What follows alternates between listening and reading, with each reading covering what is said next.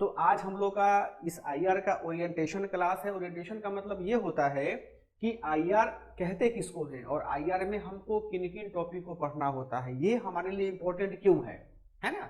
जब तक बच्चे लोग क्या करते हैं कि जिनको भी मेंस देना होता है वो बाजार में जाते हैं, नोट्स परचेज करते हैं, नोट्स को खरीद लेते हैं, किताब खरीद लेते हैं और पढ़ते हैं, उनको समझ में आता नहीं है। ठीक है, अब देखिए ये जो सेक्शन होता है, ये सेक्शन में अच्छा कौन कर सकता है, समझिएगा ध्यान से।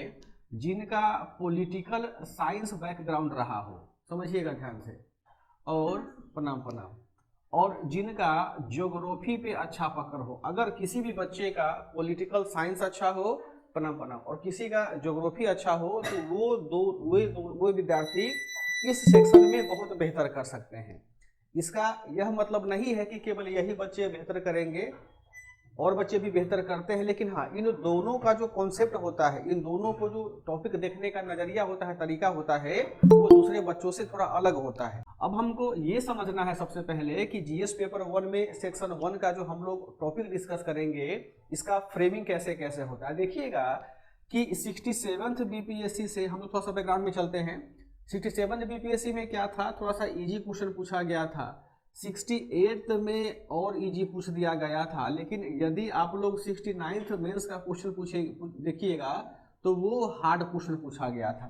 हार्ड हम इसलिए यूज कर रहे हैं क्योंकि इसका क्वेश्चन किसी भी मैगजीन से नहीं था, है ना। एक दो प्रश्न यदि प्रतियोगिता दर्पण आप लोग पढ़ रहे होंगे तो उससे तो सांस ले लो अच्छे तरीके से, एक दो क्वेश्चन पीडी से या किसी दूसरे मैटर से मिलेगा, लेकिन अधिकांश जो टॉपिक था वो अधिकांश टॉपिक आपको किसी भी मैगजीन में नहीं मिलता। तो भाई अब सवाल ये आता है कि जब करेंट का कोई भी टॉपिक अगर मैगजीन में हमको नहीं मिल पा रहा है तो हम इसको तैयार करेंगे कहाँ से, ठीक है, उसमें भी हम लोग चर्चा करेंगे। ठीक, अब देखेंगे कि अब हम लोग सिलेबस पे आते हैं कि हमको इस आईआर वाले क्लास में हम लोग पढ़ेंगे क्या। देखिए हमने क्या किया है कि आपको समझाने के लिए, डिलीवर करने के लिए ये जीएस पेपर 1 के सेक्शन 2 को बहुत इजी कर दिया है। यानी इजी का मतलब ये होता है कि हमने इसको ब्रेक किया है। ब्रेक का मतलब होता है कि हमने इसको बांट दिया है या तोड़ दिया है। देखिए हम इसको 3 पार्ट में पढ़ेंगे और आप लोग भी उसी पार्ट में तैयारी करने का प्रयास कीजिएगा। जो पहला पार्ट होता है हमारा वो होता है इंटरनेशनल रिलेशंस। इसको कहते हैं अंतरराष्ट्रीय संबंध। ठीक है, चूंकि हम ये समझते हैं कि दोनों मीडियम के बच्चे होंगे इसलिए हम दोनों मीडियम में लिख दे रहे हैं। सेकेंड जो होता है करेंट बर्निंग इश्यूज, इसको हिंदी में कहते हैं समसामयिक ज्वलंत मुद्दे। एक होता है इंटरनेशनल एंड नेशनल ऑर्गेनाइजेशन, यानी राष्ट्रीय एवं अंतरराष्ट्रीय संगठन। देखिए जब भी आप लोग न्यूज़पेपर पढ़ते होइएगा, अखबार पढ़ते होइएगा, तो आपको ये चीजें समझनी होंगी कि कौन सा टॉपिक या कौन सा शीर्षक इंटरनेशनल रिलेशंस का है, कौन सा टॉपिक बर्निंग इशू का है, और कौन सा टॉपिक हमारा नेशनल या इंटरनेशनल ऑर्गेनाइजेशन का होता है। ठीक है, हम लोग करते क्या है कि पढ़ाई करने के क्रम में एक ही चीज को साथ में पढ़ते तो खिचड़ी हो जाता है।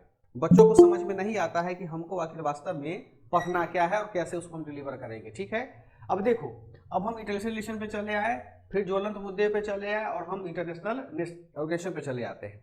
अब देखो, अब इन तीनों चीजों में अंतर कैसे हम डिफाइन करेंगे। देखिएगा अंतर डिफाइन करने के लिए सबसे जरूरी होता है कि हम यहाँ पे मैप बना रहे हैं वर्ल्ड का, उसके बाद में हम आपको समझा पाएंगे कि इसको बेहतर तरीके से हम लोग कैसे डिलीवर करते हैं, कैसे हम लोग इसको पढ़ेंगे। ठीक है, देखो आप लोग भी कोशिश करना कि इसको लिखो, क्योंकि लिखने से याद होता है। ऐसा नहीं कि हम बोल देंगे समझा देंगे, आपको नोट्स तो हम देंगे ही देंगे, लेकिन जो भी चीज़ यहाँ पर लिखा गया है अगर आपकी कॉपी में रहेगा तो वो ज़्यादा और याद हो जाता है। ठीक है, अब देखो यदि आप में से किसी को मैप बनाने आता होगा विश्व का, तो आप लोग उसको मैप को आराम से इसको ड्रॉ कर लीजिए, है ना।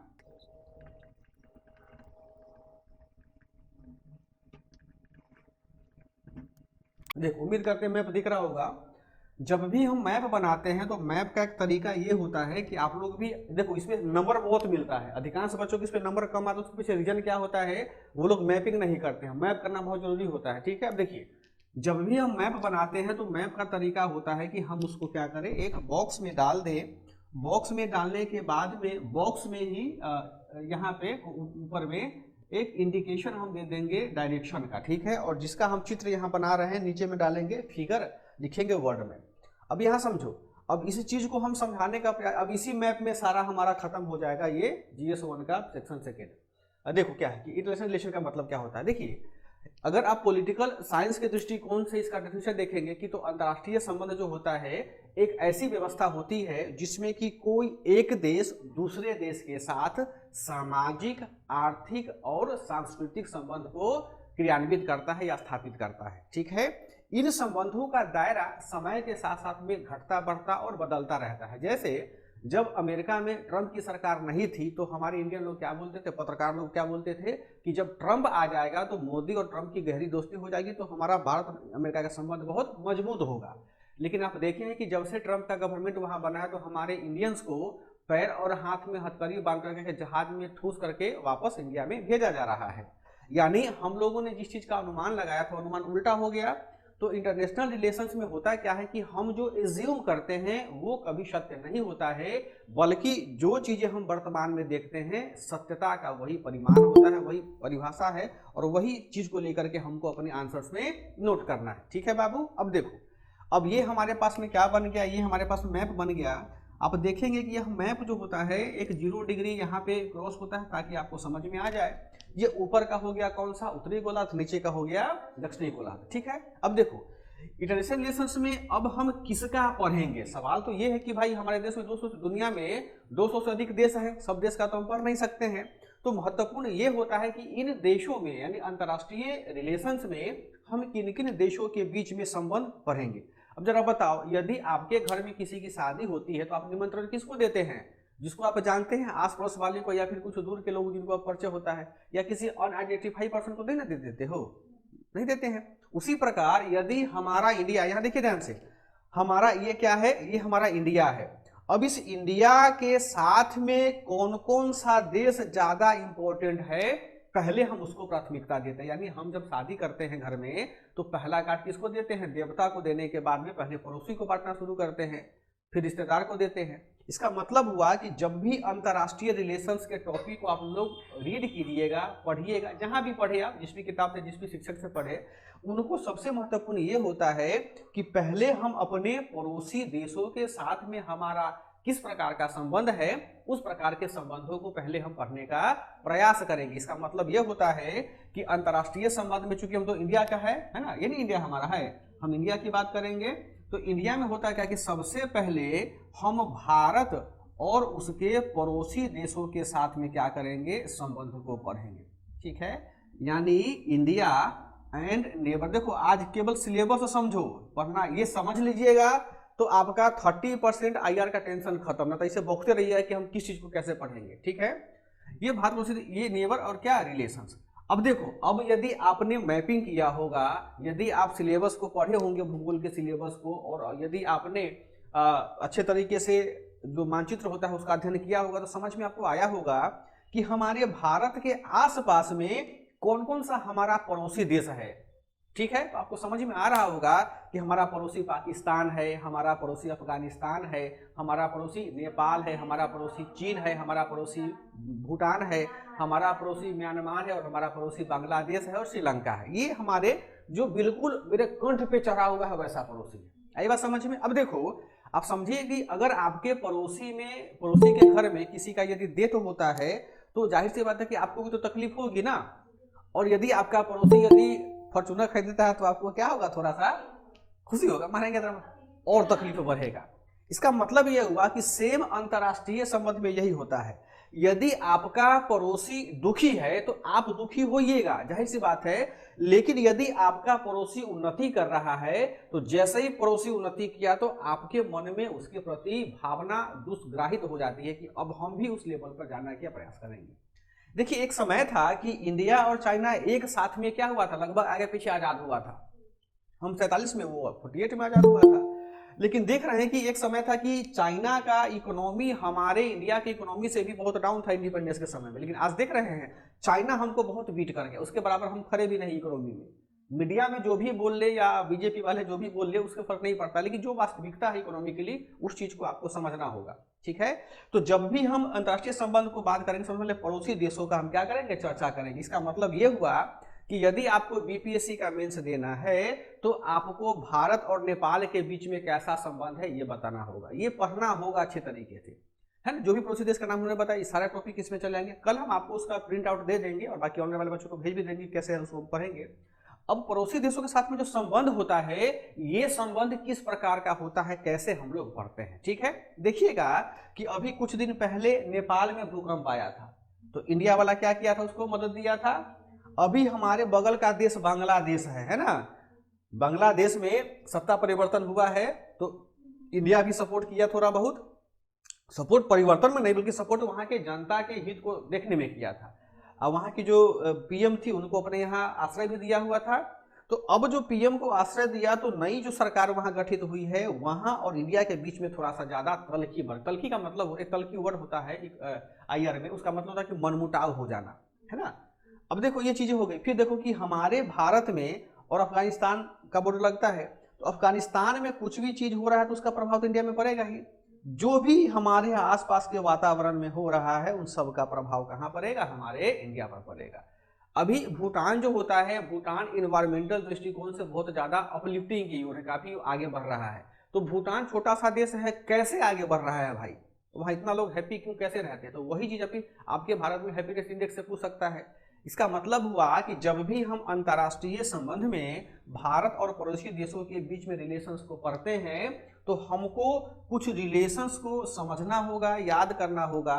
उसी रिलेशंस को हम लोग यहाँ पर क्या करेंगे, पढ़ते हैं। तो देखिए सबसे पहला जो होता है वो हम लोग पढ़ते हैं सांस्कृतिक संबंध। क्या पढ़ते हैं, सांस्कृतिक संबंध। यही क्वेश्चन सब बीपीएससी 68 में पूछा है, 69 में पूछा हुआ, यानी कल्चरल रिलेशंस, है ना। उसके बाद आपसे पूछता है व्यापारिक संबंध, यानी जो हमारा का ट्रेड रिलेशंस होते हैं ये ट्रेड रिलेशंस पूछे जाता है। व्यापारिक को ही हम लोग इकोनॉमिक आधार बोलते हैं, व्यापारिक को ही क्या बोलते हैं हम लोग, इकोनॉमिक आधार बोलते हैं। तो एक व्यापारिक हो गया और दूसरा क्या हो गया, एक सांस्कृतिक हो गया। और तीसरा जो सबसे महत्वपूर्ण होता है वो होता है कूटनीतिक संबंध। इसका मतलब हुआ बाबू डिप्लोमैटिक रिलेशंस, डिप्लोमैटिक रिलेशंस, ठीक है। अब समझिएगा यहाँ पर ध्यान से, आपको केवल 3 ही प्रकार के रिलेशंस को यदि आप अच्छे तरीके से पढ़ लेते हैं, समझ लेते हैं, तो आपको एक दिमाग में एक फ्रेमिंग हो जाएगा कि हमको किस देश के साथ में किस प्रकार का रिलेशन बनाना है, रिलेशन रखना है, ठीक है। अब इसमें सबसे महत्वपूर्ण जो होता है वो होता है सांस्कृतिक और दूसरा होता है कूटनीतिक। कूटनीतिक का मतलब होता है कि यदि दूसरे देश में हमारा राजदूत है और दूसरे देश का राजदूत हमारे देश में है तो हम दोनों के बीच में किस प्रकार की नई नीतियों का निर्माण किया जाएगा जिससे कि दोनों देश समान रूप से आगे बढ़ेंगे। कूटनीति का ये भी मतलब होता है कि आप एक दूसरे देशों की संप्रभुता, एकता, अखंडता को क्या रखेंगे, बनाए रखेंगे, उसमें इंटरफेयर नहीं करेंगे, ठीक है। तो अब देखो पेपर तो पढ़ते होंगे, यूट्यूब भी देखते होंगे, रील्स भी देखते होंगे, तो उससे थोड़ा सा जानकारी ग्रहण कीजिए कि भारत और पड़ोसी में केवल चाइना और इंडिया ही ऐसा है कि जहां पर कूटनीतिक संबंध बहुत ज्यादा छुपा हुआ है कि चाइना कब इंडिया को धोखा दे दे इंडिया नहीं जानता है, और इंडिया कब धोखा दे दे चाइना को चाइना नहीं जानता है। क्योंकि चाइना में क्या है कि चाइना के साथ में हमारा कल्चरल तो ज्यादा नहीं, लेकिन चाइना के साथ में हमारा व्यापारिक और कूटनीतिक अधिक होता है। चाइना को पता है कि हम जो दिवाली में फुलझड़ी बनाते हैं फोटोटाइप, चाइना का अधिकांश प्रोडक्ट का मार्केटिंग कहाँ होता है, हमारी इंडिया में होता है। अगर इंडियन लोग चाइना के माल को लेना बंद कर दे तो चाइना की इकोनॉमी क्या हो जाएगी, डाउन हो जाएगी। चाइना समझता है झगड़ा करना अलग बात है लेकिन व्यापार करना अलग बात होता है, दोनों। आई बात समझ में।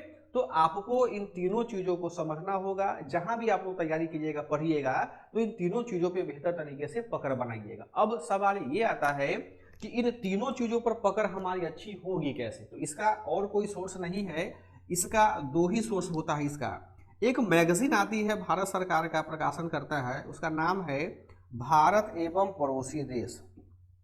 हर महीने आता है, शायद 80 या 90 रुपए का देता है, पड़ोसी देश, है ना। ये दोनों माध्यम में आता है, हिंदी में भी आता है और अंग्रेजी में भी आता है। तो हम बार बार कहते हैं बच्चों को कि किसी के नोट्स के भरोसे आप मत रहिए, क्योंकि नोट्स जो होता है ना वो छोटा सा कंपाइल किया रहता है, आपको पढ़ना होगा डिटेल में तब समझ में आपको आएगा। तो ये जो भारत एवं पड़ोसी देश है, ये मैगजीन आपको हमेशा पढ़ना होगा, हर महीने आता है। और दूसरा सबसे अच्छा तरीका होता है कि पेपर का संपादकीय पढ़ना, पेपर का एडिटोरियल पढ़ना। बिना पेपर के एडिटोरियल को पढ़े, यकीन मानिए बाबू, ना तो आपके बुद्धि का विकास होगा और ना ही इस सेक्शन में आप बेहतर अंक हासिल कर पाएंगे।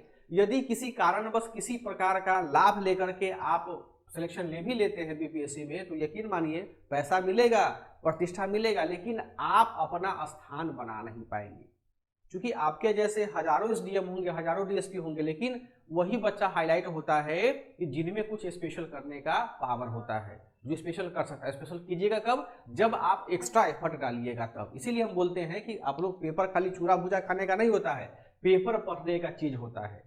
100 रुपया महीना में हुआ ना, 3 रुपए की 4 रुपए पेपर देता है शादी को, हिंदी वाला पेपर, एक मिनट में कितना 120 रुपया का हुआ। 120 रुपया का तो लोग खैनी खा के फेंक देता है, वो तो कैंसर भी तुमको हुआ ना।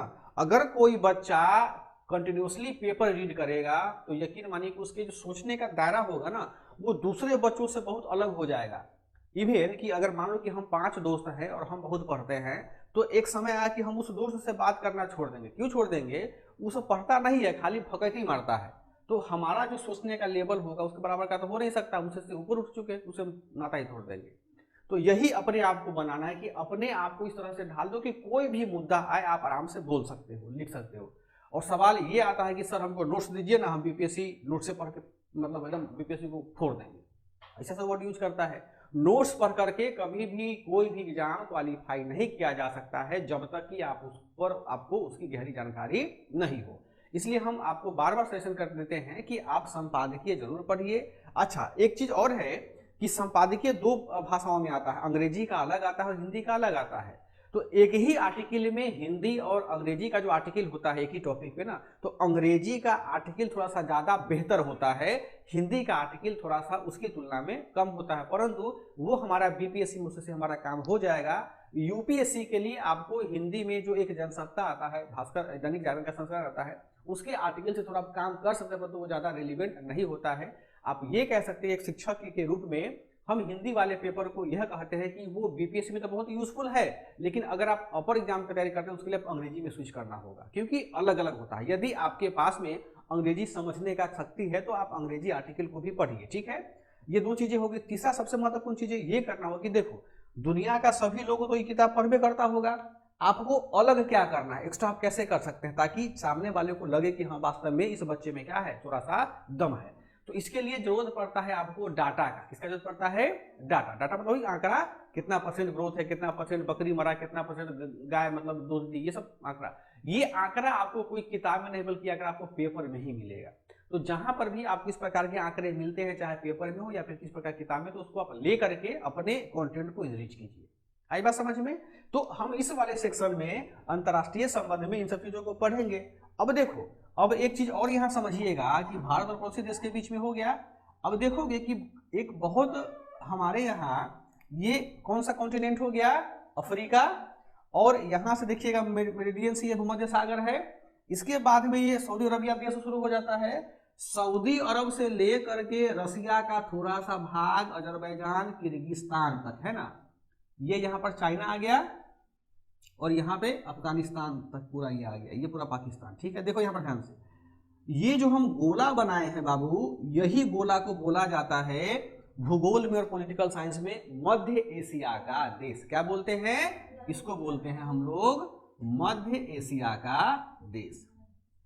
मध्य एशिया का देश यानी मिडिल एशियन कंट्री। अब यहां समझिए ध्यान से, आप पढ़े होंगे कि भारत का ये क्या है, सऊदी अरबिया पड़ोसी है। देखो, पटना से मुजफ्फरपुर जाइएगा तो लगेगा 3-4 घंटा, अगर जामुन नहीं मिला तो उतना लग जाता है। अगर यहाँ से अरब जाना हो तो तुमको लगेगा 2 घंटा, 2.25 घंटा फ्लाइट से चल जाओ। तो अब ज्यादा जब भी तकनीक डेवलप होता है तो दूरियां क्या होती है, घटती है, सिमट जाती है। तो भारत और मध्य एशिया के बीच में देखिएगा अभी मोदी सरकार जो है, या मोदी प्रधानमंत्री सर जो है, वो बराबर विजिट कर रहे हैं कहाँ, सऊदी अरबिया। कभी कहीं कुवैत चले जाते हैं, कभी बहरीन चले जाते हैं, बराबर घूमते रहते हैं। तो जब भी आपके देश के मुखिया, राज्य के मुखिया यदि अपना देश को प्रतिनिधि लेकर के दूसरे देश में जाति, इसका मतलब क्या है कि भाई मोदी ऐसे ही नहीं ना जाएगा, कुछ बात होगा तब। तो आपका पूरा का पूरा आंख और कान और दिमाग एकदम खुला रखना होगा कि भाई वहां गए हैं चचा हमारे, तो क्या वहां पर काम करेंगे। तो चचा आजकल 1 आध साल से बहुत ज्यादा घूम रहे हैं, कहाँ पे, हमारे मिडिल ईस्ट वाले कंट्री में, क्योंकि चचा को पता है, चचा को क्या पता है कि हमारा जो अधिक पॉपुलेशन है, अधिकांश लोग कहाँ रहता है, इधर में रहता है, और अभी कमाने वाने के लिए रहता है। तो यदि हम संबंध को सही नहीं रखेंगे तो हमको क्या करेगा, वहां का जो शेख होता है हमारे लोग को सताएगा, मारेगा। ठीक है। दूसरी बात की ये जो मिडिल ईस्ट का कंट्री है, इसकी इकोनॉमी का आधार है पेट्रोलियम। क्या आधार है, पेट्रोल खूब निकलता है। इसको पता है शेख साहब, शेख लोगों को, कि आने वाले समय में आजकल पेट्रोल का समय खत्म हो जाएगा, बैटरी पे सब कुछ चलेगा। आई बात समझ में। तो इतना जो भौकाल में लोग जी रहा है, और अभी आप जो बोलता बहुत पैसा वाला है, आने वाले समय कंगाल हो जाएगा। कैसे हो जाएगा, क्योंकि तेल से कोई खरीद नहीं करेगा आजकल, तो किस पे चलेगा, सब बैटरी पर चलेगा। तो ये भी चाहता है कि इंडिया का अधिक पॉपुलेशन है, तो हम जितना से जितना माल हो, माल को क्या करें, बेच ले, और अपने यहाँ टूरिज्म को बढ़ावा देने का प्रयास कर रहा है। इसीलिए, और अब में देखेगा हिंदू मंदिर खोल दिया गया है। कभी सोची हो कि एक हमारे भारत में जो सनातन धर्म को मानने वाला क्या है, व्यक्ति है, जो उसको ये करता है, प्रमोट करता है कि नहीं हमको सनातन या हिंदू धर्म को हम प्रमोट रहेंगे, वो लोग मुसलमान वाले कंट्री में हिंदू का मंदिर क्यों बनाया है ना, कुछ तो बात होगा। तो अब इस दोनों के, यानी भारत में और मध्य एशिया के देश में, जैसे सऊदी अरबिया हो गया, अब इसमें अलग अलग देश का नाम देके भी बीपीएससी पूछता है। लेकिन सवाल क्या है कि सभी का कल्चर तो एक जैसा है। तो यदि आप यहाँ के कल्चर को समझ लिए, यहाँ के नस को पकड़ लिए, तो आप भारत और मध्य एशिया के देशों के साथ जो संबंध होता है, बहुत बेहतर तरीके से आप उसको लिख सकते हैं। ठीक है। तो एक तो हो गया क्या, भारत और पड़ोसी देशों के बीच में संबंध, और दूसरा इसमें क्या होगा, भारत और मध्य एशिया के देशों के साथ में जो संबंध हमारा है, वो भी हमसे पूछा जाता है। ठीक है। यानी भारत और क्या, मध्य एशिया के देशों के साथ में संबंध। ठीक। अब देखो, अब ये संबंध हो गया, इसके अलावे भी दिमाग लगाइए, न्यूज़पेपर में पढ़ते होंगे, सोचो ध्यान से कि भारत का राजदूत, भारत का रक्षा मंत्री, भारत के वित्त मंत्री, भारत के राष्ट्रपति, भारत के मतलब ये प्रधानमंत्री, भारत के रक्षा मंत्री, और कहां कहां घूमने जाते हैं। दिमाग तो रखोगे ना। जैसे 60-62 में एक प्रश्न पूछा था कि हाल ही में भारत के वित्त मंत्री ने कहां का यात्रा किया था, और उससे मेंस में भी क्वेश्चन पूछ दिया है। तो अधिकांश मेंस का क्वेश्चन आपको पीटी वाले क्वेश्चन से ही मिल जाएगा, अगर आईआर का क्वेश्चन पढ़े होंगे आप लोग तो। ठीक है। तो ध्यान दीजिएगा कि हमारे देश का प्रतिनिधि जो प्रधानमंत्री है, वो देखोगे यहाँ एक देश है, देश का क्या नाम है, कनाडा है ना। उत्तर में क्या है, कनाडा है। आप पढ़े होंगे कि भारत और कनाडा के बीच में बहुत ज्यादा अभी क्या चल रहा है, मनमुटाव चल रहा है। यहाँ के पीएम इस्तीफा भी दे दिए हुए हैं। तो और चूंकि कनाडा में अधिकांश पंजाबी लोग रहते हैं, तो भारत और कनाडा के बीच का संबंध बहुत खराब हुआ है, बहुत ज्यादा। अभी जो मीटिंग हुआ था दिल्ली में ना, जो हवाई जहाज खराब हुआ था, और ये हवाई जहाज इंडियन प्रेसिडेंट प्राइम मिनिस्टर इसको ऑफर किया कि भाई हम आपको जहाज देते जाएंगे, लेकिन हम अपना जहाज पर जाएंगे, मतलब पैसा फूल गया।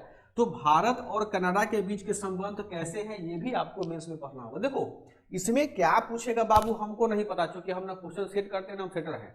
लेकिन हाँ इतना है कि डायमेंशन खोल देंगे कि यदि दिमाग खुला रहेगा तो आप आराम से उसको लिख लीजिएगा। तो भारत और इंडिया, ये कनाडा के बीच का संबंध है, वो भी आपको पढ़ना होगा। अब इसके नीचे भी कौन सा देश है, ये देश है यूएसए, अमेरिका है।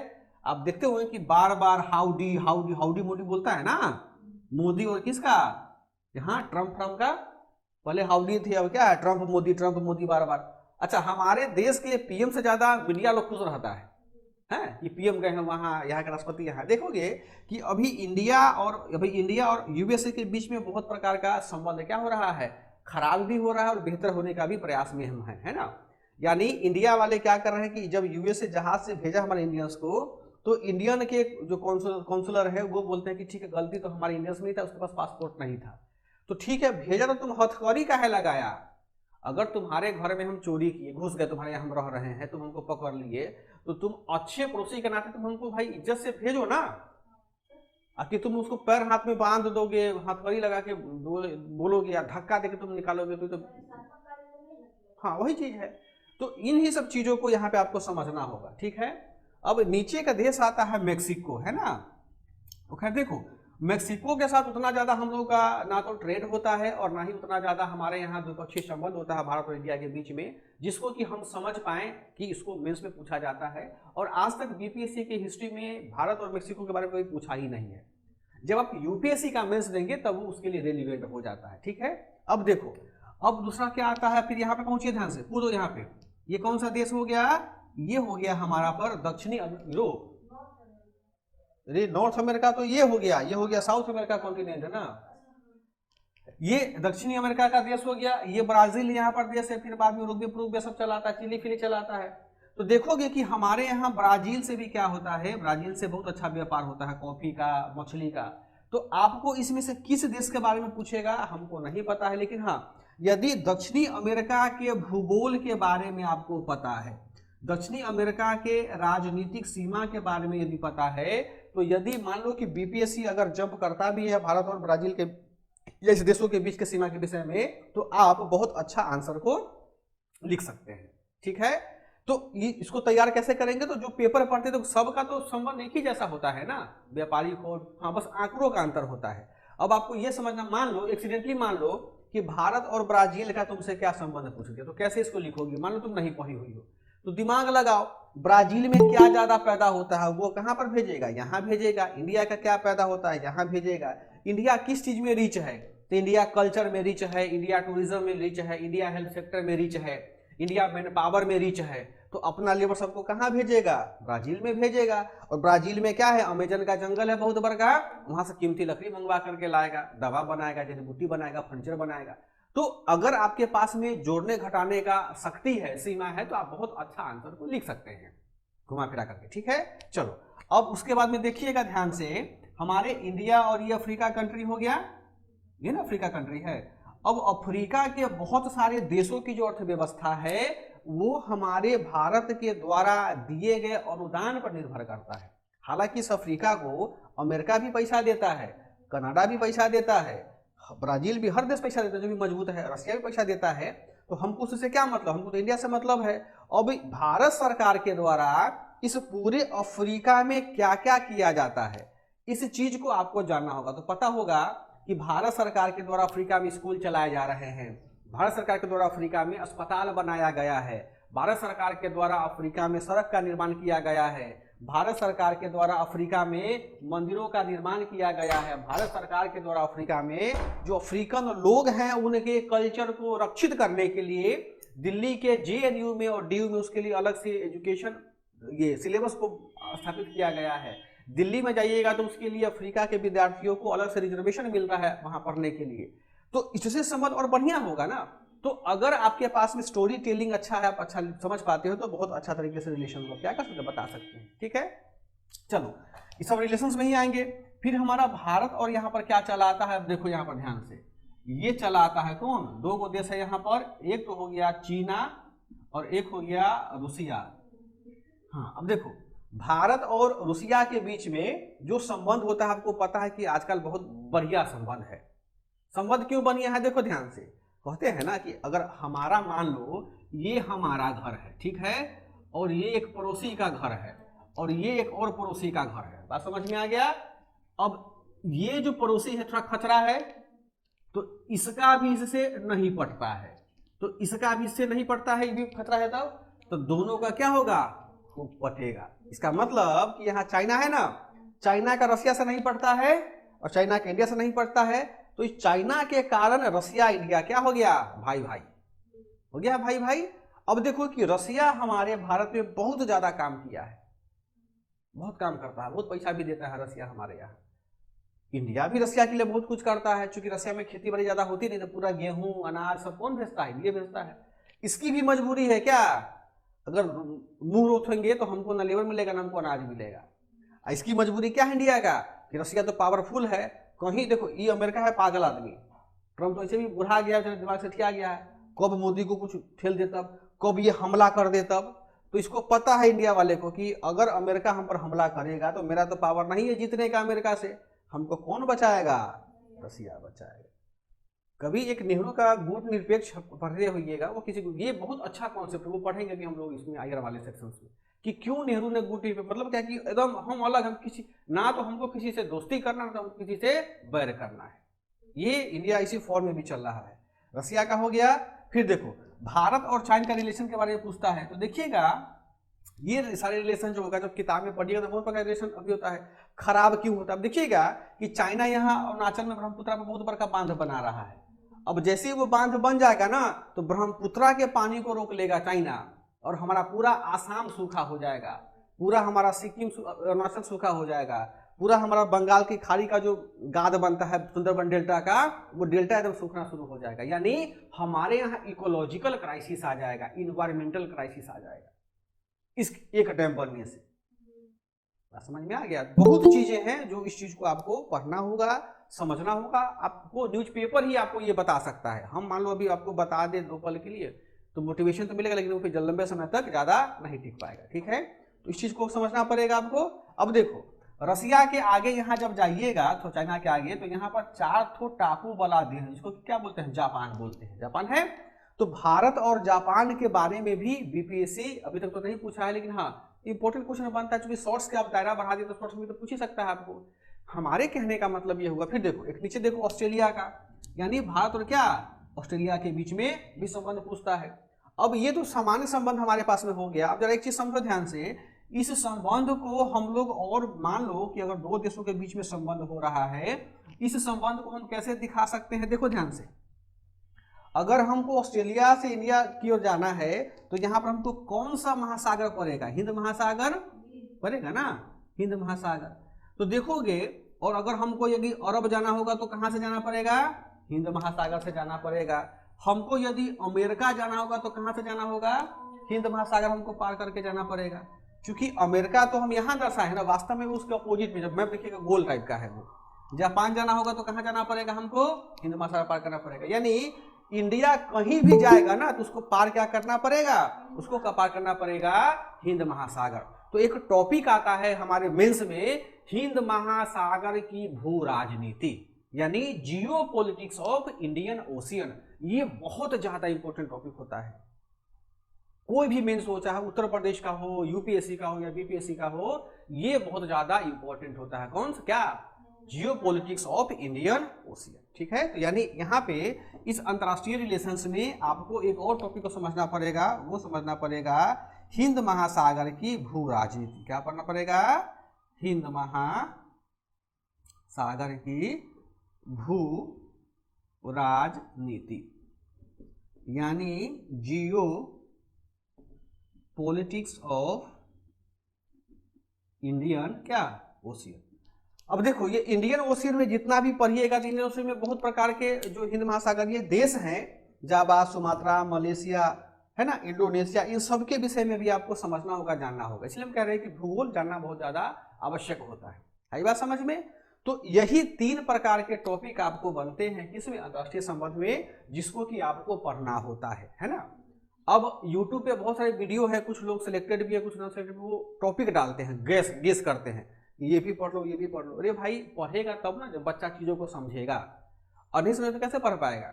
तो अपना थॉट डेवलप कीजिए। मान लो कि इंटरव्यू में आपसे कोई टॉपिक पूछ दिया कि हिंद महासागर की राजनीति के बारे में कुछ 2-4 लाइन बताइए, क्या बताइएगा। नोट्स की भाषा वो समझ जाते हैं, क्योंकि जितना हमारा एज है ना, उनसे दुगुना एज से वो क्या करवा रहे हैं, वो अपना प्रशासन चलाए हुए हैं, आईएएस कलेक्टर से बैठे रहते हैं। वो लोग वो पकड़ लेता है कि है झूठ बोलता है कि सही बोलता है ना। इसलिए अपना थॉट डेवलप कीजिए आप लोग। वो यूट्यूबिया पढ़ाई से बाहर निकल करके अच्छी अच्छी किताबें पढ़िए। पेपर तो खैर रोज ही पढ़िए, मतलब खाना जिस प्रकार का खाते हैं रोज आपको 1 घंटा पेपर पढ़ना ही पढ़ना है। ठीक है, नाखून काहे खा रही हो, समझ में आ गया। तो ये चीजें हो गई। अब हमारे पास में आता है समसामयिक ज्वलंत मुद्दे। देखो कितना वास्ट टॉपिक है आईआर का, इस पे रिसर्च होता है। अब बच्चा लोग बोलता है सर कि 15 पढ़ा के इसको हमको तोप बना देंगे कि हम उड़ेंगे सीधे पीछे से फोड़ देंगे, ऐसे थोड़े होता है। ठीक है, ये समझ में आ गया। अब हमारे पास में एक चीज और आता है, देखो ये आता है समसामयिक ज्वलंत मुद्दे। इसको हम लोग कैसे डिफाइन करते, देखिएगा कि ज्वलंत मुद्दे का मतलब ये होता है कि किसी भी देश में या किसी भी महादेश में या हमारे विश्व के किसी भी क्षेत्र में कोई ऐसी घटना होना जिसका कि प्रभाव हमारे पूरे विश्व के परिदृश्य में पड़ता है, उसी को बोला जाता है समसामयिक ज्वलंत मुद्दे। जैसे अभी पढ़े होंगे अभी आप लोग कि अमेरिका के कैलिफोर्निया में अभी कुछ दिन पहले बहुत बड़ा आग लगा हुआ है। जरा बताओ तो नंदनी, आग लगेगा वहां पर तो क्या खाली वहीं के लोग मरेगा? पशु तो मरबे करेगा, लेकिन उससे जो कार्बन डाइऑक्साइड धुआं निकलेगा वो कहाँ जाएगा? ब्रह्मांड में जाएगा, वातावरण में जाएगा। और उस हम लोग सांस तो वही ना लेते हैं जो हवा में रहता है। अगर वो धुआं वायुमंडल में उड़ करके मिल गया, यानी CO2 की मात्रा बढ़ेगी हमारे वायुमंडल में, हाइड्रोजन गैस की मात्रा बढ़ जाएगी, नाइट्रोजन की मात्रा बढ़ेगी, तो हम सांस ले पाएंगे नहीं, ग्लोबल वार्मिंग होगा। तो ग्लोबल वार्मिंग एक ऐसा घटना है कि जिससे कोई अमेरिका थोड़े प्रभावित होगा, अगर होगा तो पूरा दुनिया पर वो क्या होगा? प्रभाव पड़ेगा। हमारे भारत का सबसे दक्षिणी बिंदु का क्या नाम है? इंदिरा पॉइंट है ना, डूब गया वो। एक समय था कि जब उसको जमीन के ऊपर था, अब इतना ना पानी बढ़ा कि वो क्या किया? डुबा दिया उसको। तो आने वाले समय में ये जितने भी महासागर के आसपास का देश है ना, वो सब क्या हो जाएगा? डूब जाएगा। डूबता क्यों है? क्योंकि हमारे यहाँ ग्लोबल वार्मिंग होता है। इसका मतलब हुआ कि आग लगा जंगल में, दर्द होता है इंडिया को, दर्द होगा पूरे विश्व को, दर्द होगा। तो अभी देखो कि वहां पे जो आग है लगा हुआ है, तो इसको बुझाने के लिए पिंक फ्लेम का यूज किया जा रहा है ना। अब ये पिंक फ्लेम क्या है? हो सकता है बीपीएससी पूछ दे कि भाई पिंक फ्लेम क्या है, कहाँ से यूज होता है, तो बच्चा पढ़ेगा तो हर चीजों का टॉपिक होता है। आपका काम है खोजना। देखो जब भी न्यूज़पेपर में ना कुछ ऐसा टॉपिक मिले या कोई शब्द लिखा हो जो कि कॉमा के भीतर में क्या हो, बंद हो, या जो बोल्ड हो, उसको तुरंत गूगल कर लो, अगर गूगल उपलब्ध है तो खुद से खोजो। बीपीएससी वहीं पर टारगेट करता है। आप जब बीपीएससी का समझ जाइएगा मेंटेलिटी, आप आराम से उसको बेहतर तरीके से नंबर को गेन कर पाइएगा। ठीक, तो वर्निंग इशू में एक तो क्या हो गया कि एक तो यहाँ इसको मिटा के यहाँ लिख दे रहे, क्योंकि मैप का हमको काम पड़ेगा, है ना। इस टॉपिक को बाबू यहीं पे लिख देते हैं हम लोग, है ना। अभी ऐसे ऐसे बच्चे क्वालिफाई कर गए हैं जिनको मेंस का पता नहीं सिलेबस को, है ना, लेकिन मेंस अब देंगे वो लोग छटपटा रहे हैं, है ना। देखो अब ये समसामयिक इशू में क्या होता है, तो सबसे पहले हमने क्या बताया कि एक जो हमारे पास में ग्लोबल वार्मिंग है, ये ग्लोबल, इसको क्या बोलते हैं हिंदी में, ग्लोबल वार्मिंग। देखो अभी के समय में क्या होता है कि देखोगे कुछ देश में सत्ता परिवर्तन हो रहा है, और कुछ देश में क्या हो रहा है, कुछ देश अपने आप में कुछ नया इन्वेंशन कर रहा है, तकनीक का विकास हो रहा है। देखोगे कि जर्मनी एक ऐसा देश है ना, वो एक ऐसे मेडिसिन पे काम कर रहा है कि अगर आपके शरीर में घोप दिया जाए ना, तो आप कभी मरबे नहीं करोगे। हम मरते कब है? जब हमारे भीतर का जो सेल है उस, हाँ, सेल जब मरना शुरू हो जाता है तभी हम मरते हैं। लेकिन अगर हम सेल को ही जिंदा रखने का दवा बना लेता हो, अमर हो जाएंगे हम। कौन था अमर इसमें महाभारत में, क्या नाम था उसका, भीष्म पितामह था ना, अपना इच्छा मृत्यु से मरता था वो।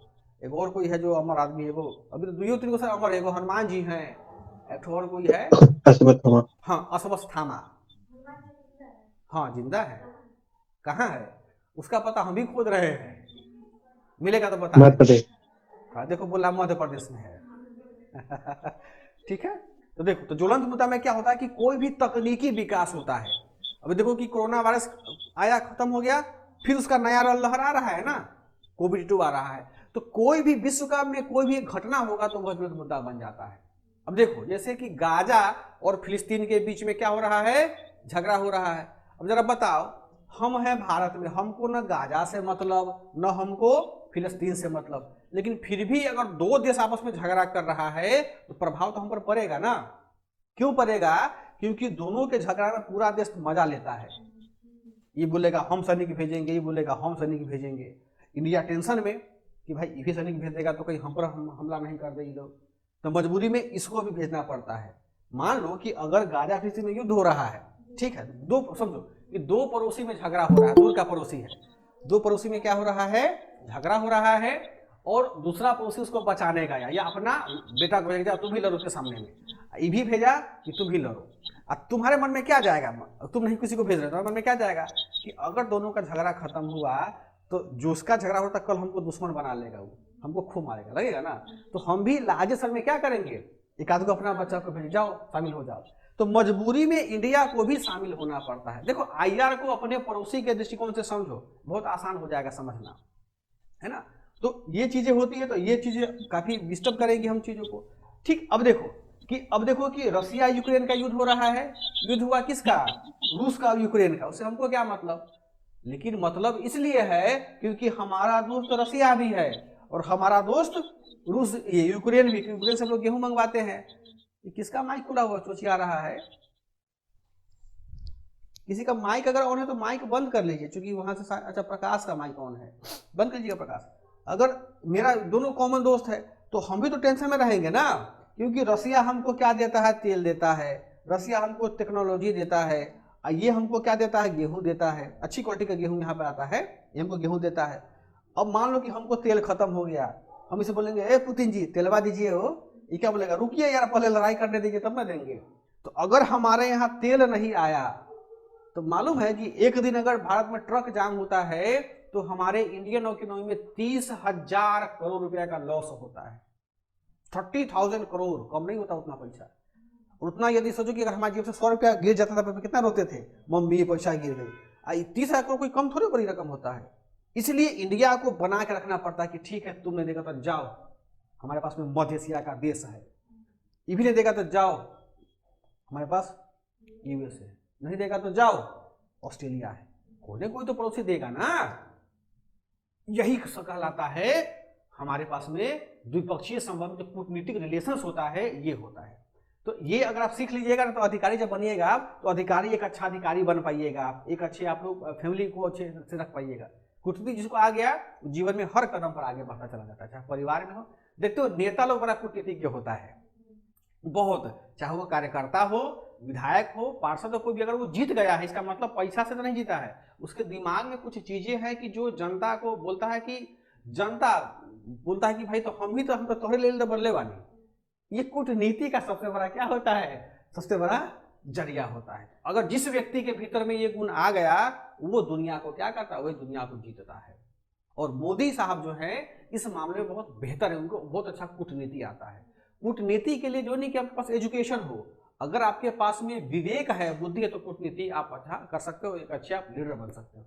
तो इंडिया इस मामले में बहुत आगे निकला हुआ है ना। हम ऐसे थोड़ी ना मतलब विश्व की 5वीं बड़ी संस्था बन गए हुए हैं और आगे हम अपलिफ्ट हो ही रहे हैं। ये चीजें आपको समसामयिक मुद्दा में जो भी यहाँ होता है, देखो बांग्लादेश में सत्ता परिवर्तन हुआ, उसका प्रभाव हमारे यहाँ पड़ेगा। अफगानिस्तान में कोई झगड़ा हुआ, उसका प्रभाव कहाँ पड़ेगा? हमारे यहाँ पड़ेगा। पाकिस्तान में भूकंप आया था कुछ दिन पर, उसका प्रभाव हमारे यहाँ पड़ेगा। कुछ ने पूछा भी था ना कि भारत और पाकिस्तान के बीच में सांस्कृतिक संबंध को हम लोग कैसे बढ़ा सकते हैं। तो अब देखिएगा कि द्विपक्षीय संबंध में कभी हम लोग युद्धाभ्यास करते हैं, जैसे हिंद महासागर में इंडिया का आर्मी, अमेरिका का आदमी क्या करता है? युद्ध लड़ता है, प्रैक्टिस करता नहीं होता। काजिंद हो गया, कौन कौन हो गया, वरुण हो गया, ये सब लड़ते हैं ना। इसलिए लड़ते हैं ताकि हम अभ्यास करते हैं कि अगर हम दोनों दोस्त हैं ना तो हम पर कोई दूसरा देश यदि हमला करेगा तो हम कैसे बचेंगे, उसी का पूर्वाभ्यास होता है। तो इन सब चीजों से भी हमारा क्या होता है? यह ज्वलंत मुद्दा काफी इंपॉर्टेंट हो जाता है। आई बात समझ में? तो आपको ये चीजें ध्यान देना होगा। अब देखो, अब इस चीजों में एक और इंपॉर्टेंट चीज ये होता है कि आपको जिस भी देश के बारे में यदि पूछ रहा है ना, वहां का भूगोल तो पता कर ही ली हो, अब तुमको यहाँ पर पानी भी ध्यान रखना पड़ेगा। जैसे ये हमारा 0 डिग्री हो गया, ये उत्तरी अक्षांश हो गया और ये दक्षिणी अक्षांश हो गया। तो ये वाला पार्ट देखोगे कि अमेरिका और अफ्रीका के बीच में जो महासागर है, इसको हम लोग क्या बोलते हैं? इसको हम लोग बोलते हैं नॉर्थ अटलांटिक ओशियन, है ना। तो आपको जब भी भारत का अगर व्यापार होगा ना तो भाई हिंद महासागर से जाएगा तो अटलांटिक महासागर होकर के जाएगा ना। तो इस रूट को सुरक्षित रखना होगा। भाई समुद्री लुटेरा तो हर जगह है ना, जब जाओगे तो अफ्रीका में सब गोली बंदूक उड़ा के जहाज को नहीं किडनैप कर लेता है। तो इस रूट को भी मजबूत करना होगा। तो हमारे यहाँ समुद्री, जब भी भारत का किसी देश का रिलेशन हम लोग बनाते हैं या आगे बढ़ाते हैं, तो समुद्री यातायात को भी सुरक्षा देने का बहुत ज्यादा क्या होता है? प्रभाव होता है। यानी जब भी कोई बड़ा बड़ा पनिया जहाज जाता है ना देश में, उसके आगे पीछे आर्मी का जहाज जाता है, या बीच में अगर फोन करता है तो आर्मी का जहाज बचाने आता है, इसलिए कि हमारा उसमें क्या है? संबंध है देशों का। सर एक सवाल। हाँ बताइए सचिन, क्या सवाल है? बोले थे भारत जब व्यापारिक संबंध अमेरिका के साथ करता है तो प्रशांत महासागर से होकर जाता है। क्या भारत किससे करता है? अमेरिका के साथ मतलब। अरे भाई हम एक समझाने के लिए आपको बोल रहे हैं। देखिए एक भाई साहब दिल पर ले लिए कि सर भारत का जो व्यापार होता है वो तो होता है प्रशांत महासागर अटलांटिक, आप कहा बोले हैं, तो हम आपको समझाने के लिए बोल रहे हैं कि अगर अटलांटिक ओशियन से होगा या पैसिफिक ओशियन से होगा, किसी भी ओशियन से हो सकता है, तो हम क्या करेंगे, अपने व्यापार को हम उसी तरह के प्रिजर्व करेंगे, है ना।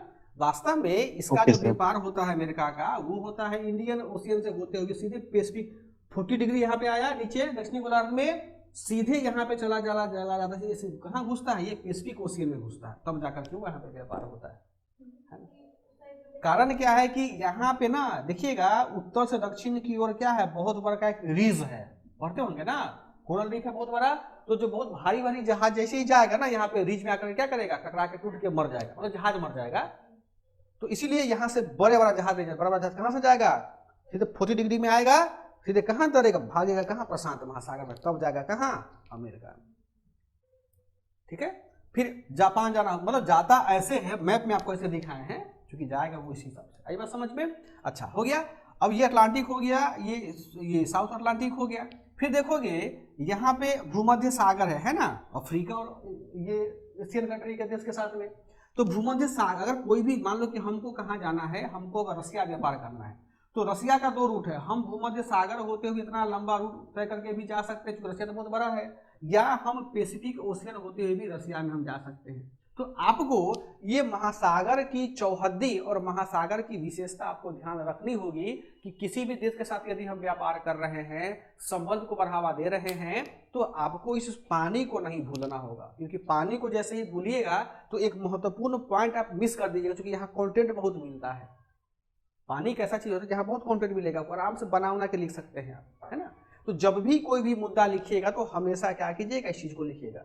अभी देखो बीपीएससी करता क्या है कि बीपीएससी आज के समय में करेंट को पता नहीं कहां से उठाता है, कि कोई भाषण दिया वाइस प्रेसिडेंट, उसी को पूछ लेता है, उतना कोई माइनर चीज में ध्यान नहीं देता है।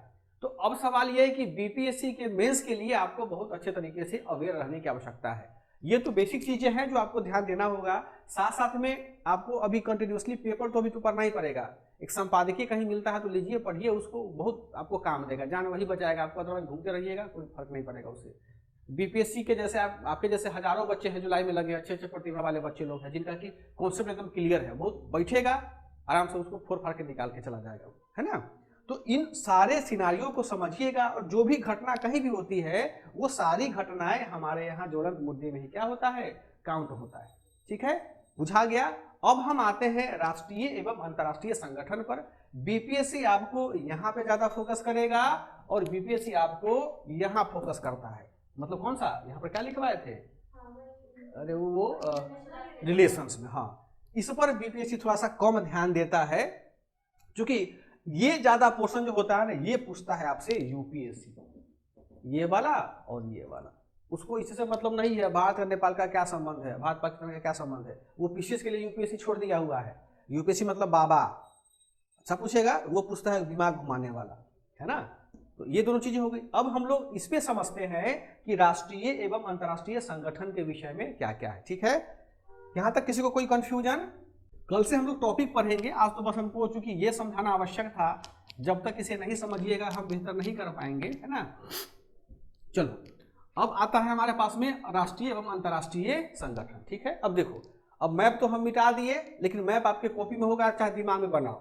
हमारे देश भारत और बहुत सारे देश ने साथ मिलकर क्या बनाया, कुछ संगठन बनाए हैं ना, जैसे ब्रिक्स हो गया, बिम्स्टेक हो गया, आसियान हो गया, ओपेक हो गया, नाटो हो गया, यानी कुछ ऐसे भी संगठन है जो भारत और अन्य देशों के साथ में है, और कुछ ऐसे भी देश हैं, संगठन है जिसमें कि इंडिया कहीं नहीं है, फिर भी वो काफी क्या है, वो इंपॉर्टेंट है। क्यों इंपॉर्टेंट है?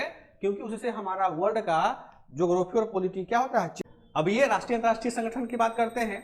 अब देखो कि हमारे यहाँ 2 प्रकार का संगठन का हमने यहाँ बात किया है, एक बात की है राष्ट्रीय संगठन का और एक बात कर रहे हैं हम लोग अंतर्राष्ट्रीय संगठन का। ठीक है, चलिए इसकी हम लोग फ्रेमिंग करके देखने का प्रयास करते हैं कि इन दोनों को हम लोग किस प्रकार से डिफाइन करेंगे और डिराइव करेंगे। एक होता है राष्ट्रीय संगठन और एक होता है अंतर्राष्ट्रीय संगठन। ठीक है, हम लोग सबसे पहले अंतर्राष्ट्रीय संगठन की बात करते हैं, उसके बाद हम लोग राष्ट्रीय संगठन के विषय में समझेंगे और जानेंगे कि राष्ट्रीय संगठन में हमारे पास में क्या क्या है। देखिएगा कि संगठन लोग क्यों बनाता है, एक चीज समझो ध्यान से। मान लो कि ब्रिक्स है, ब्रिक्स क्यों संगठन अपना बनाता है, एक चीज समझो ध्यान से। ब्रिक्स है, सीधा सी बात है, ब्रिक्स सब लोग पढ़ता है इसको। इसमें क्या कौन कौन सा देश हो गया, ब्राजील, रसिया, इंडिया, चाइना, साउथ अफ्रीका। अब तो 10 मेंबर हो गया ना सर?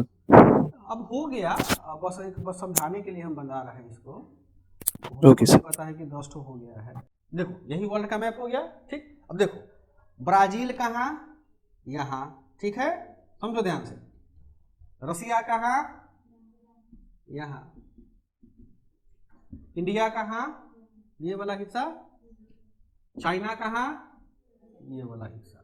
साउथ अफ्रीका कहाँ, यहाँ। अब देखो तो ये भाई क्या जरूरत था तुमको इतना नक्शा बनाने का, इतना। अब सोचो कि इंडिया को क्या आवश्यकता पड़ गया, साउथ अफ्रीका से जाके जुड़ गया, ब्राजील से जाके जुड़ गया, चाइना से जुड़ गया, रसिया से जुड़ गया। अब तो बहुत सारे लगभग 10 देश हो गया है।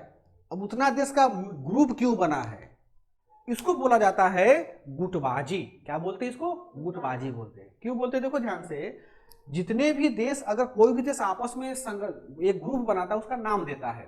उसका काम ये होता है कि हम जो भी व्यापार करेंगे, हम जो भी सांस्कृतिक आदान प्रदान करेंगे, हम किसी भी प्रकार की नई व्यवस्था का सृजन करेंगे, तो हम इन जो भी मेंबर कंट्री है ना, मेंबर देश हैं, उन मेंबर देशों के बीच में ही करेंगे, और दूसरा के अपने में हम घुसने नहीं देंगे।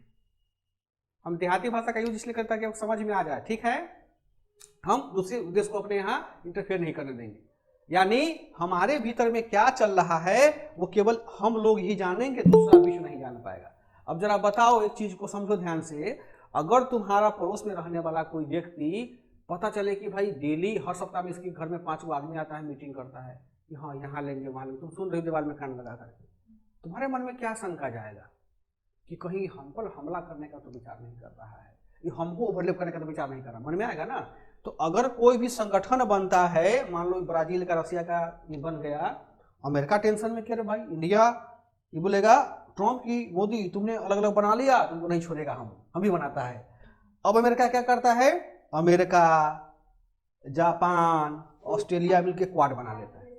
हाँ, यानी दुनिया के जो भी देश है ना, सब अपने आप में क्या बना लेता है, गुट बना लेता है। और गुट बनाने का सबसे महत्वपूर्ण कारण ये होता है कि अगर हम पांचों लोग देश हैं, एक दूसरे के क्या है, देश हैं, तो हम लोग क्या करेंगे, हम लोग एक दूसरे के हितों की रक्षा करेंगे, ये उसका मामला होता है। आप ये समझो कि ये जो संगठन होता है ना, हमारे बिहार में चलने वाला जो दीदी लोग का नहीं होता है, कमेटी सुनती हो ना, गांव में चलता है कमेटी, 5-7 महिला 10 महिला का, वही कमेटी समझ लो। अब उस कमेटी में लोन कौन ले सकता है, कमेटी का ही मेंबर। पैसा कौन डाल सकता है, कमेटी का ही मेंबर, बाकी महिला मुंह देखेगी। सेम कॉन्सेप्ट यहाँ पर होता है। तो जो भी अंतर्राष्ट्रीय या राष्ट्रीय संगठन होता है, उसका कुछ रेलिवेंस होता है, कुछ उसका औचित्य होता है, जिस कारण से उसका गठन होता है। तो अब कौन कौन से संगठन हमारे यहाँ है, वो हमको बीपीएससी में क्या करना है, पढ़ना है, ठीक है। तो यहाँ लिख लीजिए आप लोग, ताकि सबको, आपको पढ़ना भी होगा, वो लोग हम भी डिस्कस करेंगे, जहां भी आपको पढ़ना होगा उसको पढ़िएगा, लिख लो। देखो अब हम लोग इन संगठन को क्यों पढ़ते हैं, क्योंकि इन सभी संगठन से या तो भारत जुड़ा हुआ है या भारत नहीं जुड़ा हुआ है, परंतु भारत पर उसका प्रभाव पड़ता है ना। तो जिस भी संगठन से, जिस भी घटना से, जिस भी परिघटना से, जिस भी दुर्घटना से, जिस भी व्यवस्था से अगर भारत की स्थिति में परिवर्तन होता है, भारत की नीति में परिवर्तन होता है, तो वह घटना आपके मेंस के लिए काफी इंपॉर्टेंट होता है। और न केवल मेंस के लिए, बल्कि वो घटना आपको इंटरव्यू में भी बहुत ज्यादा नंबर दिलवाता है। इंटरव्यू में क्यों दिलवाता है, उसको साइकोलॉजी समझो। इंटरव्यू में जो इंटरव्यू लेने वाले होते हैं ना, वो एनसीईआरटी फैंसी न पढ़ते, पढ़ के कलेक्टर कब का बन गए होते हैं, थक गए हुए पढ़ते पढ़ते। अब वो नई नई चीजों को पढ़ते हैं। कभी किसी आईएएस के घर में आपको जाने का मौका अगर मिले तो जाइएगा, हम तो जाते रहे। वो अभी भी कंटिन्यू पढ़ते रहते हैं। हम बोलते सर इतना काहे पढ़ते, अब तो सचिव बन गए रेवेन्यू डिपार्टमेंट का। तो बोलते हैं देखो संतोष, नहीं पढ़ेंगे तो हम रेलिवेंट अभी के समय में नहीं हो पाएंगे। मान लो कि हम आईएएस से कोई हमको न्यूज मीडिया में हम जाते हैं, कोई हमसे कोई पूछ दिया ये चीज़ बताइए, तो हमने बताया मेरा इज्जत का कमरा हो जाएगा। हम बोले बात तो सही कह रहे हैं सर। तो न्यूज पेपर बहुत पढ़ते, 2 पेपर 3 पेपर, हमें हर भी जो भी आईएएस अधिकारी सब पढ़ता रहता है। आई बात समझ में। तो ये जो संगठन होता है, इन संगठन का कुछ रेलिवेंस होता है, इस रेलिवेंस को हमको पढ़ना होता है कि उसकी वर्तमान में महत्वपूर्ण भूमिका क्या क्या होती है। तो आपको जहां भी वो किताबें मिले, नोट्स मिले, उसको लेकर पढ़िए। हाँ, अब रहा बात की नोट्स का, उस पर भी हम चर्चा करेंगे, आपको कहाँ से पढ़ना है, क्या पढ़ना है। पहले हम अब यहाँ पे आते हैं राष्ट्रीय संगठन में। अब जरा बताओ कि हमारे भारत में ऐसा कोई भी राष्ट्रीय संगठन है जो हमारे मेंस के लिए हम इम्पोर्टेंट होता है।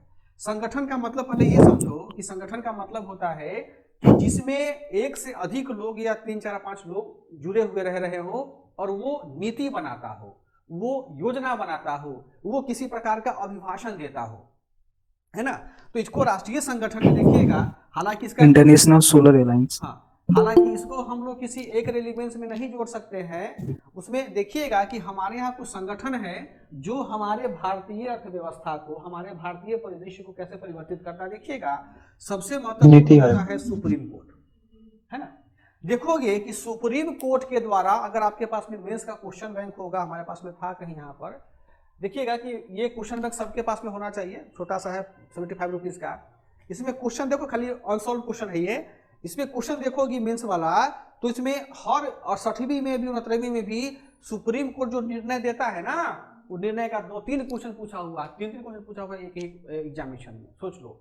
यानी अगर सुप्रीम कोर्ट किसी बात पे अपना भाषण दिया, जैसे कल एक लड़की हमको कॉल की थी, सर हमको समझ नहीं आता कि हम तैयार कैसे करेंगे आईआर का, तो हम कहें कल को देख लो। उसका एक और सवाल था कि सर आईआर का जो टॉपिक होता है, उस आईआर के टॉपिक में हम लोग जीएस 1-2 में कैसे यूज कर सकते हैं। खास करके जो जीएस सेकेंड का पोर्शन होता है फर्स्ट पेपर का, क्या पॉलिटिकल सिस्टम का, उसमें तो पूछता ही पूछता है। वो बच्ची हो क्लास में आज, तो वो तुमको यहीं से आएगा। आपने सुप्रीम कोर्ट को पढ़ा, सुप्रीम कोर्ट को पढ़ने के बाद में सुप्रीम कोर्ट के द्वारा, अच्छा कीर्ति, आप कृति हैं, आप ही थी? Yes sir, yes sir. समझ में आ रहा है ये सब चीजें कि नहीं? हाँ सर, बहुत अच्छा लगा। नहीं, अच्छा लगने से नहीं होता, आपको करना होगा उतना, है ना। हाँ, समझ में आ रहा है, बिल्कुल आ हाँ, रहा मेन है। समझना चाहिए, ठीक है। अब देखो, जी सर। अब जैसे सुप्रीम कोर्ट हो गया, सुप्रीम कोर्ट कोई भी निर्णय देता है तो देखो कि निर्णय किस पर रहेगा, या तो फंडामेंटल राइट पर रहेगा, या तो डीपीएसपी पे रहेगा, या किसी ऐसे मुद्दे पर रहेगा कि जो सरकार की नीति से संबंधित है। आपको दिमाग खोलना होगा ना। जब तक आप फंडामेंटल राइट का पूरा कोर नहीं समझिएगा, फंडामेंटल राइट में कितने प्रकार का केस हुआ है वो नहीं समझिएगा, ये थोड़े समझ में आएगा। और बहुत कम लोग ऐसे हैं कि जो फंडामेंटल राइट पढ़ाने क्रम में आपको केस स्टडी भी बताते होंगे, है ना। पता नहीं कितने टीचर को तो देखे नहीं है हम, तो जहां बताते होंगे वहां उसको इंटरलिंक करने का प्रयास कीजिएगा। अभी देखिएगा, सुप्रीम कोर्ट ने यूसीसी पे कुछ निर्णय दिया है, उत्तराखंड उसको लागू भी कर दिया, समान नागरिक संहिता लागू किया है ना। अब तुमसे बीपीएससी महत्वपूर्ण है पूछेगा, वो पूछेगा ही पूछेगा यूसीसी, चाहे शॉर्ट से पूछे या लॉन्ग में पूछे आपसे। तो सुप्रीम कोर्ट का कोई भी निर्णय आता है, आपका दिमाग एकदम खड़ा होना चाहिए।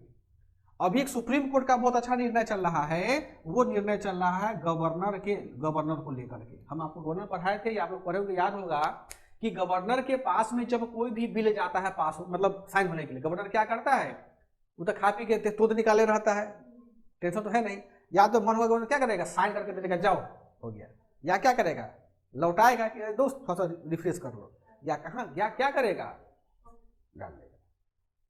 और पूछेगा विधानमंडल राज्यपाल महोदय कब दीजिएगा साइन करके, जाओ दे देंगे। यानी अगर गवर्नर के पास में कोई भी बिल जाता है तो गवर्नर 3 काम करता है, या तो उस पर साइन करेगा तो अधिनियम बन जाएगा, या उसको कंसिडर के लिए बोलेगा भाई सुधार करके तुम लाओ, या उस पर अपना सुरक्षित रख लेगा कि जब मन करेगा तब हम वो देंगे। तो सुप्रीम कोर्ट खुद ही निर्णय दिया है ना कि मान लो कि किसी महत्वपूर्ण मुद्दे पर राज्य विधानमंडल कानून बनाया हो और गवर्नर को साइन करना जरूरी हो, और गवर्नर मतलब मस्त हो, अपना गाना सुन रहा हो मोहम्मद रफी का, बोला कि जाओ जब मेरा मन करेगा तब तुमको हम साइन करेंगे। क्योंकि संविधान में नहीं दिया गया कितना दिन में आपको साइन करना है, उस पर दिया है। सुप्रीम कोर्ट बोला है भारत सरकार को कि आप पार्लियामेंट में बिल लाइए, संविधान में संशोधन कीजिए और मेंशन कीजिए कि अगर किसी राज्यपाल के पास में कोई विधेयक जाता है तो 14 दिन अधिकतम, या 2 महीना, या 2 साल, या 20 साल, जितना है तुम मेंशन करो टाइम को।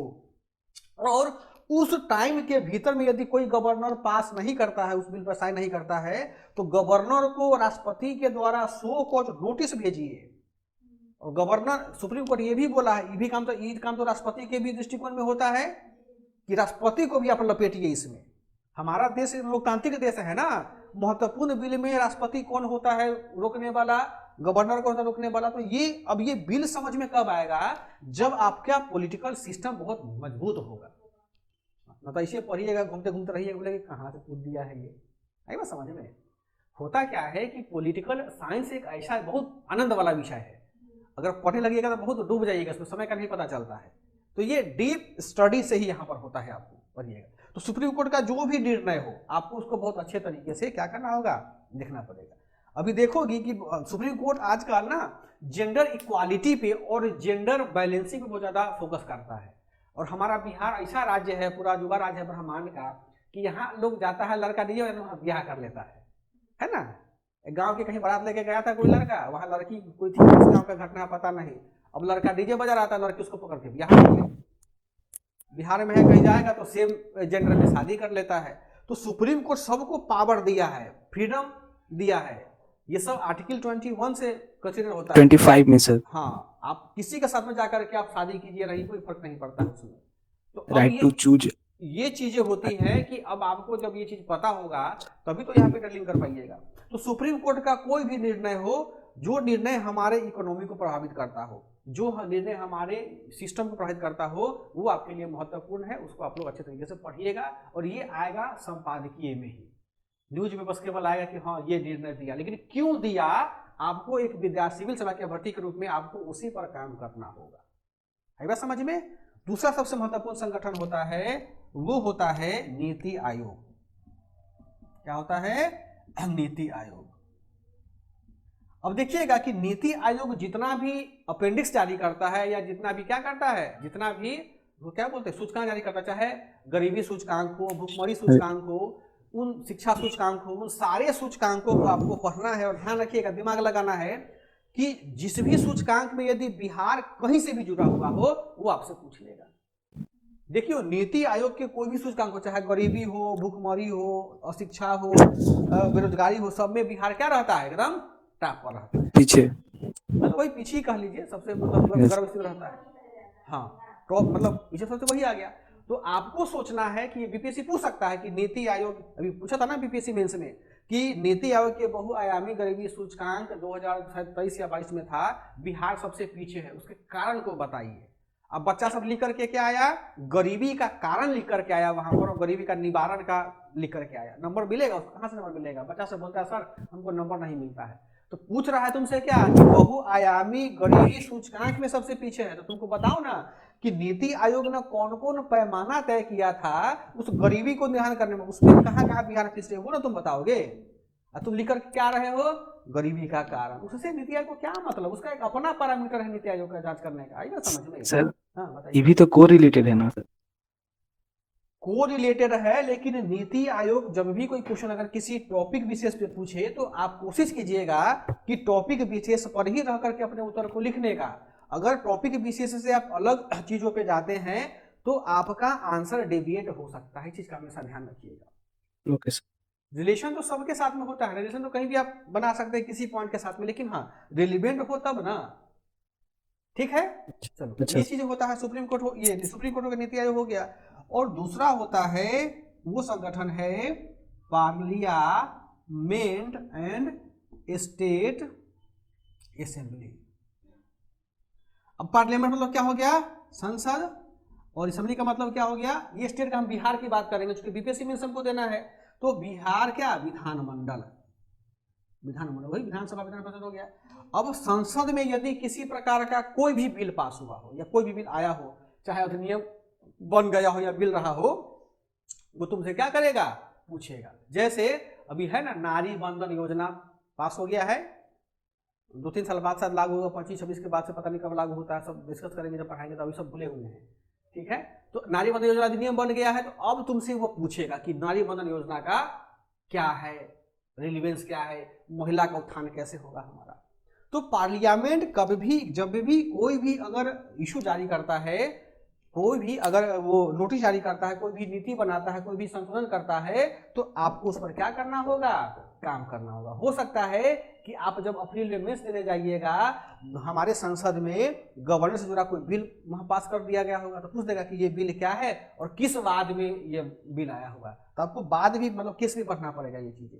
तो पार्लियामेंट के द्वारा जो भी कानून, जो भी स्थिति बनती है, उन सारी स्थितियों को आपको यहाँ पर क्या करना होगा, समझना होगा, वहां पर क्या करना, वहां पर आपको बताना पड़ेगा, लिखना पड़ेगा। विधानमंडल में आ जाइए। विधानमंडल में होता क्या है कि कोई भी बिहार विधानमंडल में अगर कोई भी कानून बनने वाला हो, कोई भी योजना पारित कर दिया गया हुआ हो, तो उन सारे योजनाओं को, सारे कानूनों को आपको पढ़ना होगा। जैसे एक बात बताओ, कोई भी हमारे बिहार में जो भी योजना चल रहा है ना, उन सारे योजना कहाँ से पास हुआ है, विधानमंडल से। तो अब देखो योजना तो भाई 5,000 से अधिक योजना बिहार में चलता है, पढ़ेंगे कौन कौन। तो जो भी योजना हमारी सामाजिक, राजनीतिक और सांस्कृतिक परिदृश्य को परिवर्तित करता है, महिला की स्थिति को परिवर्तित करता है, तो वो योजना हमारे लिए क्या होता है, इंपॉर्टेंट होता है। जैसे देखो अभी जीविका बहुत ज्यादा इंपॉर्टेंट हो गया है, बात समझ में आ गया, क्योंकि जीविका के 19 वर्ष हो गए हैं, अगला साल 20 वर्ष हो जाएगा। तो हो सकता है कि बीपीएससी तुमसे पूछ दे जीविका की उपलब्धियां, अब लिखते रहो, पढ़ोगे उपलब्धियां तब ना। जीविका हो गया, फिर देखो 7 निश्चय योजना हो गया, पार्ट 2 जो आया हुआ है, सो एक और कौन सा आया हुआ है, कृषि पर जो था, कृषि रोड मैप। हाँ, कृषि रोड मैप 4 है ना, यस सर। कृषि रोड, इस पर हम आर्टिकल भी लिखे हैं, आप लोग पढ़े होंगे उम्मीद करते हैं। कृषि रोड मैप क्या है, 4 वाला हो गया। इसके अलावे भी ये क्या हो गया, जो भी योजना है, जो सामाजिक राजनीतिक योजना है, उन सारी योजनाओं को भी आपको पढ़ना होगा। अब जरा बताओ तो, कोई भी मास्टर या कोई भी कोचिंग वाला 15-20 दिन में इतना पढ़ा पाएगा? हाँ, पढ़ा भी देगा तो चोरी करके नहीं समझ में आएगा। इसीलिए हम बार बार कहते हैं कि पहले मेंस को मजबूत करो, पीटी तो बाद में देख लिया जाएगा। लेकिन बिहार में उल्टी गंगा बहता है, बोलता है सर पीटी पास करेंगे तब ना मेंस हम देंगे, तो पहले पीटी पढ़ाइए तब मेंस पढ़ाइएगा। तो मेंस पढ़ा रहे हैं, पढ़ो। जो 11 मंथ का कोर्स है 3 मंथ में खत्म करना होगा तो कुछ कैसे दबाएगा, एकदम दाब देगा, चाप देगा, कुछ ना कुछ तो होगा ही, है ना। ये चीजें आपको पढ़ना, जरा सोचो, दिमाग पे कैलकुलेशन करो फिर कि इतनी सारी चीजें हमने आपको बताया है और आपको 15 डेज में आपको समाप्त करना है। कैसे करोगे उसको? तो आपको तरीका होता है स्मार्ट स्टडी, स्मार्ट करने का, यानी कुछ ट्रिक होता है, उस ट्रिक को समझ लेंगे ना, तो चाहे भारत यूएई संबंध हो, भारत अमेरिका संबंध हो, भारत सब उसी में बन जाएगा। वो सब क्लास में डिस्कस करेंगे हम लोग, आई बात समझ में। तो ये सब चीजें, अब देखो इसके लिए योजना है, इन बिहार की जो भी योजना है, उस योजना को आपको क्या करना पड़ेगा, आपको पढ़ना पड़ेगा। तो जहां पर भी किताब मिलता है आपको या नोट्स मिलता है योजनाओं का, उस योजना को लेकर के आप उसको पढ़िए। हाँ, अच्छा पढ़िए, जहाँ की क्या हो, भाषा जिसकी बहुत बेहतर हो, आई बात समझ में। इसके अलावा आपका जो मन है वो पढ़िए, अगर आपको फेल होना है तो। लेकिन हाँ, ये एक कंसाइज सिलेबस था, जिस कंसाइज सिलेबस पर हम लोग अपनी तैयारी को बेहतर बना सकते हैं, आई बात समझ में। जो भी टॉपिक है, कल हम सबको, चूंकि हमको समय नहीं मिल पा रहा था, आज हम उसको बैठेंगे तो सबको तैयार हम करेंगे टॉपिक को। आपको जो भी टॉपिक क्लास में डिस्कस होगा सबका हम एक चार्ट दे देंगे, उसी चार्ट पे हम लोग पढ़ाई करेंगे, और उसी चार्ट के आधार पर आपको हिंदी में नोट्स और अंग्रेजी में दोनों भाषा में आपको नोट्स मिलेगा, ताकि वो आपको और बेहतर तरीके से समझ में आ जाए। क्योंकि बहुत सी चीज़ें हैं ना कि जो हम केवल पॉइंट में लिखा बोलेंगे और आपको किताब में लिखा मिलेगा, क्योंकि हर चीज़ बता पाना हमारे लिए संभव अभी नहीं हो पाएगा, है ना। हम ये बोल दें कि हम सब पढ़ा पाएंगे, क्योंकि इसको पढ़ाने में लगता है 1.25 महीना 1.5 महीना समय लगता है हमको, है ना। ये कोई भी जहाँ भी अच्छे तरह से पढ़िएगा तो इसको वक्त तो लगेगा ही, इतिहास थोड़ा कि रट लेंगे, इसको समझना होता है। हाँ, लेकिन जब ये पकड़ समझ लीजिएगा तो आपका हर पेपर बहुत मजबूत हो जाएगा, खास करके जब पॉलिटिका पार्ट होता है ना सेकंड पेपर का, वो मजबूत हो जाएगा आपका। तो ये आपका सिलेबस है, ये उम्मीद करते हैं कि ये आपका जो हमने डिस्कशन किया है समझ में आया होगा। आप घर पर जा करके कम से कम वर्ल्ड मैपिंग का बहुत अच्छा तरीके से अभ्यास कर लेंगे। देखो इसमें नंबर उठेगा कैसे, तो नंबर उठने के लिए तरीका होता है कि आपका कंटेंट रिच होना चाहिए, मतलब कि जो लिख रहे हैं वो काफी मानक होना चाहिए। वो मानक होगा कहाँ से, तो अब हम लोग आते हैं रीडिंग्स पे, यानी हम लोग पढ़ेंगे क्या, ठीक है, रीडिंग्स। अब देखो कि 20,000 बच्चा लगभग मेंस देगा, है ना, सिलेक्शन होगा मात्र कितना का, 2,000 का। इस 20,000 में से जो लगभग 12 से 13,000 बच्चे वैसे हैं कि जो पहला बार में क्या किया, पीटी पास किया है, इसको हवा नहीं लग रहा है कि हम क्या देंगे। 8,000 बच्चा में ऐसा बच्चा होगा, 8,000 में से समझो कि मतलब 3,000 से 3,500 ऐसे बच्चा होगा कि जिसका किसी का जीएस पेपर 1 खूब मजबूत है, जीएस पेपर 2 किसी का कमजोर है, किसी का आईआर मजबूत है, किसी का डीआई में गड़बड़ होता है। और मात्र मुश्किल समझो कि 4 से 5,000 बच्चा ही ऐसे हैं जो रियल में सीरियस हैं, जो पहले भी मेंस दे चुके हुए हैं। तो यही बच्चा इस बार भी क्वालिफाई करेंगे। ये लोग कितना भी जान प्राण लगाएगा ना, बहुत कम है। आरक्षण का कितना लाभ ले पाएगा, या कोई भी ईडब्ल्यूएस का कोई भी आरक्षण होगा लिमिट तक ही। लेकिन जो अब ये लोग जो 4-5 साल क्वालिफाई किए, ये ऑलरेडी पहले समय दे चुके हुए हैं, तो इनकी तैयारी बहुत ज्यादा गहरा हो रखा हुआ है। पेपर 1 में भी पेपर 2 में भी। तुम पूछो कहाँ से क्वेश्चन तुमको पूछना है, खाली बैठेगा धाड़ा लिखना शुरू कर देंगे वो लोग। तो अगर आप उस लेवल तक जाना होगा बाबू, तो 15 दिन जो होता है ना, 15 दिन खाली आप आईआर पर ही फोकस करो और 2-3 घंटा रात में लिखने का। 15 दिन कुछ मत पढ़िए, बस 15 दिन खाली आईआर पढ़िए, तब कंप्लीट आप इसको कर पाइए। आई बात समझ में?